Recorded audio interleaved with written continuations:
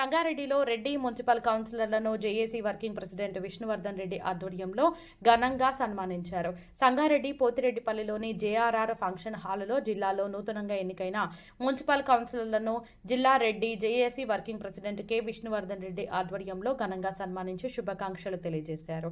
ఈ కార్యక్రమంలో రెడ్డి జేఏసీ రాష్ట్ర అధ్యక్షులు అప్పన్నగారి రామ్రెడ్డి, జిల్లా అధ్యక్షులు బాలకృష్ణారెడ్డి మరియు వినీలారెడ్డి, ఇతర రెడ్డి జేఏసీ నాయకులు, సభ్యులు పాల్గొన్నారు. గెలిచినటువంటి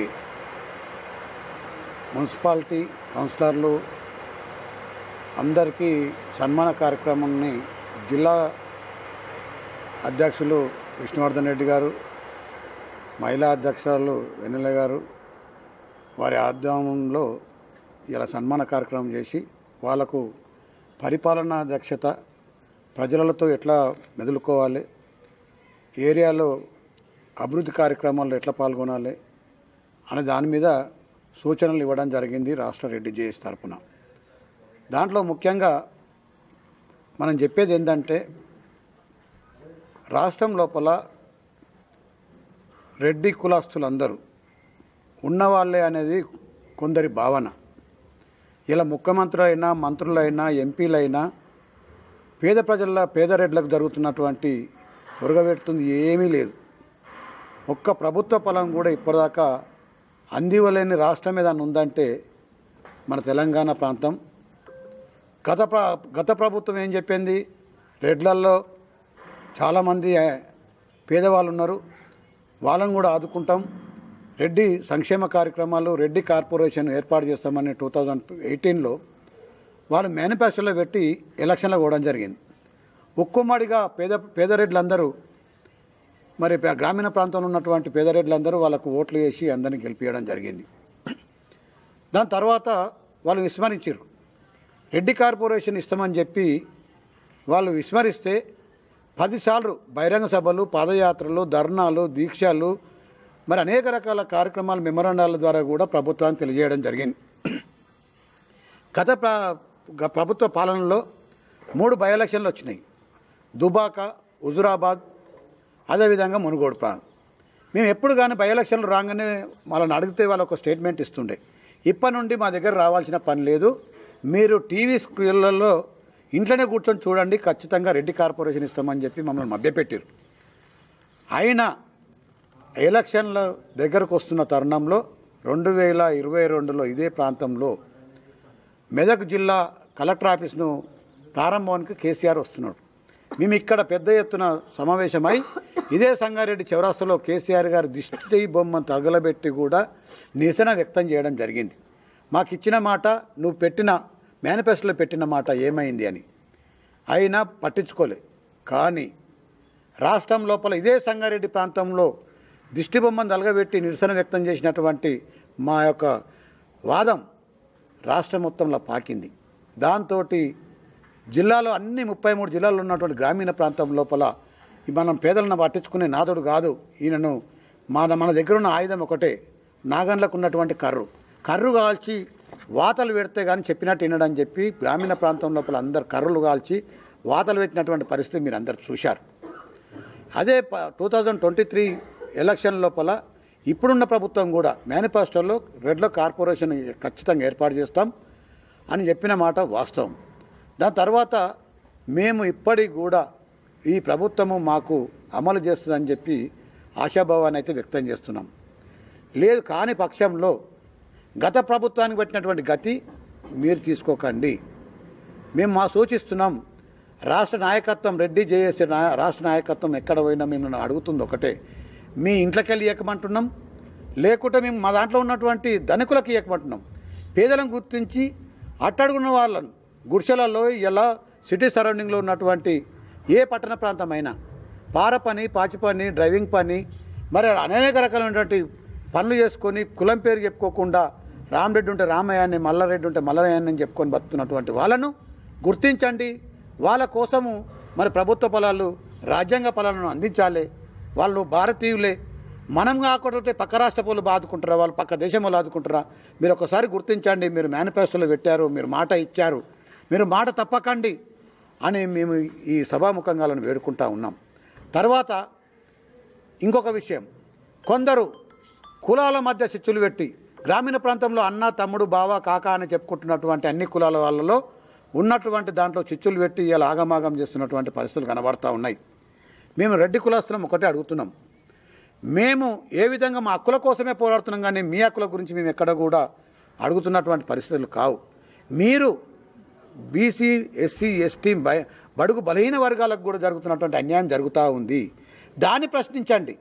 ఇలా 80 సంవత్సరాలు స్వాతంత్రం వచ్చినటువంటి భారతదేశంలో అలనాటి నుంచి ఈ రోజు వరకు తీసుకుంటున్నటువంటి రిజర్వేషన్ ఫలాలు ఎవరైతే పొందుతున్నారో వాళ్ళే పొందుతున్నారు తప్ప అట్టడుగునున్న వాళ్ళు ఎక్కడ కూడా పొందుతున్నట్టు కనబడతలేదు.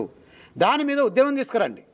వారికి న్యాయం చేకూర్చే విధంగా మాట్లాడండి. మీ రాజకీయ లబ్ధి కోసమో లేకుంటే మీ యొక్క పదవుల కోసమో మీ ఆర్థిక వ్యవస్థ కోసమో కాదు.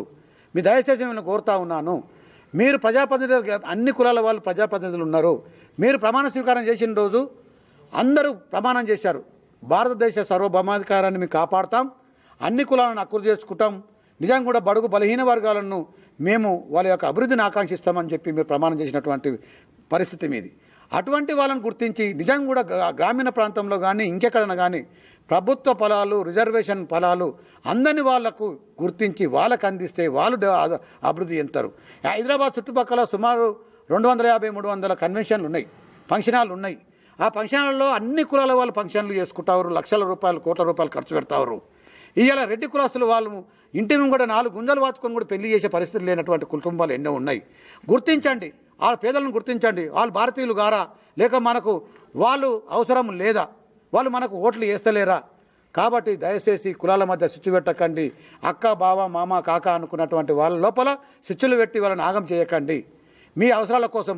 అటువంటి వాళ్ళు ఎవరైనా ఉంటే కూడా క్రిమినల్ కేసులు పెట్టి వాళ్ళ మీద కఠినమైన చర్యలు తీసుకునే బాధ్యత ఈ ప్రభుత్వాలది, ప్రతిపక్షాల నాయకులదే. కాబట్టి మేము మాట్లాడితే తప్పు అంటారు. మరి మీరేం చేస్తున్నారు? మీ చెవులో కనబడతలేవా, కనబడతలేదా? లేకుండా గరీబులు చూస్తూ కూర్చుంటారా? గరీబులను చూసి మీరు ప్రజాప్రతినిధులు గారా? మీరు కాపాడలేరా? మీ నియోజకవర్గాల్లో ఉన్నటువంటి పేదలను కాపాడే బాధ్యత మీకు లేదా? ఒకసారి గమనించండి ప్లీజ్. దయచేసి ఈ వాయిస్ మీరు సోషల్ మీడియా ద్వారా కూడా మీరు పంపించండి, లేకపోతే ఎలక్ట్రానిక్ మీడియా, ప్రింట్ మీడియా ద్వారా మీరు దయచేసి మీకు చెప్తా ఉన్నాను. ఇవాళ బడుగు బలహీన వర్గాలలో ఉన్న పేదరికాన్ని నిర్మూలన కోసం మీ ఎంత కృషి కూడా మీరు చేయండి. మా ఎంత కృషిగా మేము చేస్తాం. అందరం కలిసి ఉద్యమం చేద్దాం. వాళ్ళ కోసం ప్రభుత్వ ఫలాలు రిజర్వేషన్లు అందించే విధంగా మనం ప్రయత్నం చేద్దామని చెప్పి మీకు ఈ సభాముఖంగా తెలియజేస్తున్నాం. ఈరోజు గత మున్సిపాలిటీలో ఎలక్షన్లో జరిగినటువంటి సంగారెడ్డి జిల్లాలో గెలుపొందినటువంటి రెడ్డి కౌన్సిలర్లందరికీ కూడా స్థానిక జేఆర్ఆర్ గార్డెన్లో సన్మానం చేయడం జరిగింది. మన సంగారెడ్డి జిల్లాలో 10 మున్సిపాలిటీలో గల 40 నుంచి 50 మంది కౌన్సిలర్లకు ఇక్కడికి విచ్చేసి వారికి సన్మానించడం జరిగింది. నిజంగా ఇలా అద్భుతమైనటువంటి కార్యక్రమం.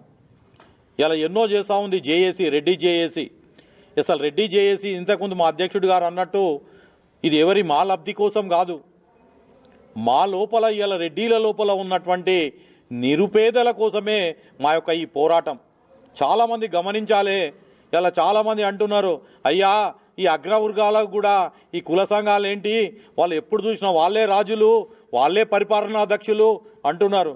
కానీ ఇప్పటి వరకు స్వతంత్రం వచ్చి తను అన్నట్టు 70-80 సంవత్సరాలు అవుతున్నా మా దగ్గర కూడా కటిక నిరుపేదలు ఉన్నారు. ఇలా వాళ్లకు ఒక గవర్నమెంట్ పొలం అందాల్సిన అవసరం లేదా? వాళ్ళ తప్పు ఇలా భారతదేశంలో పుట్టడమేనా? ఇలా వాళ్ళకి ఇలా గుంట భూమి లేదు, ఇలా చేసుకుందామంటే ఒకటి ఏది లేదు, వాళ్ళ కులం అడ్డొస్తున్నది. నిజంగా తను అన్నట్టు పల్లెలో నుంచి సిటీల వరకు వలసపోయి ఇలా బేకరీలలోనో హోటళ్లలోనో ఎక్కడనో పేరు మార్చుకొని ఇలా పనిచేసే పరిస్థితి కల్పిస్తున్నారు ఇలా ప్రభుత్వాలు. ఇప్పటికైనా నేను ఇలా రాజ్యాంగ నియాంతలారా ఇలా రాజ్యాంగాన్ని రాసిర్రు, కానీ ఒక వర్గానికి ఇంకా మనం అట్టడుగు దొక్కడం సబబు కాదు అన్నదే మా సిద్ధాంతం ఇలా ఇక్కడ. కానీ మేము ఏ సభలలో కూడా ఏ బీసీని నిందించలేదే, ఏ ఎస్టీని నిందించలేదే. మేము ఎక్కడ పల్లెటూళ్ళలో అయినా కానీ హక్కున చేర్చుకుంటాం. ఇలా అన్న తమ్మి ఇలా వాళ్ళు కూడా పెట్టినటువంటి కుల సంఘాలకు మా వెహికల్లను సైతం వాళ్ళకి ఇచ్చి పంపించినటువంటి రోజులు ఇలా ఎన్నో ఉన్నాయి. ఇలా అట్టడుగు వర్గాలు పెళ్లిళ్ళు చేసుకున్నా మా దగ్గరికి వస్తే కాదు అనకుండా మాకు తోచినటువంటి సహాయం చేసి వాళ్ళను ఆదుకున్నటువంటి చరిత్ర మా రెడ్డిలది. కానీ ఇలా మమ్మల్ని ద్రోహులుగా ఇవాళ ఎంతోమందిని చూసినట్టుగా చూస్తున్నారు. నేను ఈ సభాముఖంగా ఏం చెప్తున్నానంటే వాళ్ళకు విన్నవించి దండం చేసి చెప్తున్నా, అయ్యా మీ పొలాల గురించి మేము ఎప్పుడు కూడా అనట్లేదు.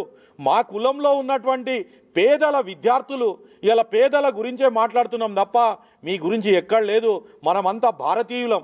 ఇలా కులాల మధ్యన ఎంతోమంది చిచ్చు పెడుతున్నారు. ఏమైందయ్యా ఇలా ఆ తీన్మార్ మల్లన్న ఇలా చిచ్చు పెట్టిండు. ఇలా నేను 50 సీట్లు గెలుచుకొస్తాడు. సిగ్గుచేటు ఒక్క సీటు కూడా గెలుచుకోలేకపోయాడు. ఇదే అందరు రెడ్డిలు చేస్తేనే ఇలా ఎమ్మెల్సీ అయినావు. ఇలా ఎమ్మెల్సీని విడనాడి మళ్ళీ ఎమ్మెల్సీ గెలువు అని నేను ఇలా సభాముఖంగా చెప్తున్నా. ఎందుకంటే ఇలా నువ్వు చిచ్చు పెట్టాల్సింది భావ్యం కాదు. ఇలా నేను కూడా అనడం భావ్యం కాదు. కానీ అందరం భారతీయులం. ఇలా మొదటగా మనం భారతీయులం. ఇలా ప్రపంచ దేశాలు సైతం మన భారతదేశం వైపు మనం చూస్తుంటే మనం ఇవాళ అంతర్గతంగా ఇది ఈ కులం నాది ఆ కులం అని కొట్లాడుకునే చరిత్రలు వద్దు. ఇప్పటికే బంద్ చేసుకుందాం. ఇలా అందరం అన్నదమ్ముల తీరు మెదులామని ఇలా నేను సభాముఖంగా మీ అందరికీ చెప్తా ఉన్నా. మన భారతదేశం ఇంకా ఎత్తుకెదిగి ప్రపంచ దేశాలలోనే అగ్రగామి భారతదేశంగా ఎదగాలన్నదే నా సంకల్పం. ప్రతి భారతీయుడు ప్రతి బిడ్డ కూడా నాకు ఇలా ప్రభుత్వ ఫలాలు అందాలన్న సంకల్పంతో ఈ యొక్క యాత్ర తప్ప వేరేది కాదు. ఇలా మా కుల సంఘాలకు ఇలా ఆ సంఘాలను దూరం చేయండి ఈ సంఘాలను దూరం చేయండి అని కూడా మాది ఎక్కడా ఉండదు. కాబట్టి దయచేసి ఈ మీడియా కూడా చెప్తున్నాం, ప్రభుత్వాలకు కూడా అందే విధంగా ఇలా మీడియా ద్వారా మీడియా మిత్రుల ద్వారా ఇలా ఈ మెసేజ్ ప్రభుత్వాలకు కనువిప్పు కలగాలి. ఇలా నిజంగా ఒక్క గుంట లేదు, ఒక తిననీక తిండి లేదు, వాళ్ళకి ఇవ్వండి. ఇలా ఈడబ్ల్యూఎస్ వచ్చింది కొంత సంతోషం, ఇలా వాళ్ళ కోసం ఫలాలు ఇవ్వండి అన్నదే మా సంకల్పం. ఇలా ప్రభుత్వాలు కూడా కనుమరుగు చేసి మాకు ఒక రెడ్డి కార్పొరేషన్ అతి తొందరలోనే ప్రకటించాలన్నది మా సంకల్పం. ఇలా విద్యార్థులు బీద విద్యార్థులు ఉన్నారు, వాళ్ళకు కూడా చదువుకోవడానికి పనికొస్తుంది. కాబట్టి మేమందరం కూడా ఎవరికి కాదు ఇక్కడ మేము సన్మానించింది కూడా ఇలా మార్గదర్శకాలు ఎవరిని ఎట్లా చూడాలని మా అధ్యక్షుల వారు మా మహిళా అధ్యక్షురాలు వినయారెడ్డి గారు కూడా వాళ్ళందరికీ కూడా సూచించడం జరిగింది. ఇక్కడ శుభ పరిమాణం. ఎందుకు అంటే ఒక నాయకుడు ఉంటేనే సమాజం బాగుంటుందన్న రీతిలోనే వారికి శిక్షణ ఇవ్వడం జరిగింది. కాబట్టి ఇక్కడికి విచ్చేసినటువంటి మా సంగారెడ్డి జేఏసీ తరపున ఇక్కడికి వచ్చిన కౌన్సిలర్లందరికీ కూడా పేరు పేరున కృతజ్ఞతాభివందనాలు తెలియజేసుకుంటున్నాం. జై హింద్.